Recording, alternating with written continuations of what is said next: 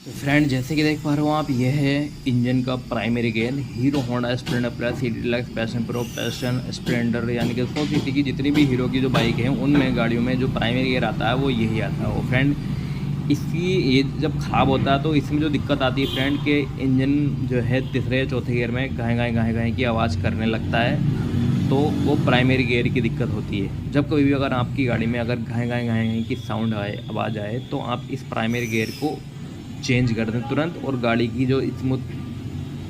की जो आवाज़ है उसको स्मूथ कर दें, बिल्कुल बढ़िया गाड़ी, और एकदम सें जो आवाज़ें आएगी वो ख़त्म हो जाएगी इसको चेंज करते।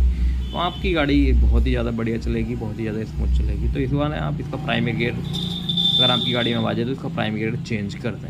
ठीक है फ्रेंड, फिर मिलता हूँ एक नए वीडियो के साथ। तो इस गाड़ी में आवाज़ थी तो वो मैंने चेंज कर दिया, तो कोई मसला नहीं।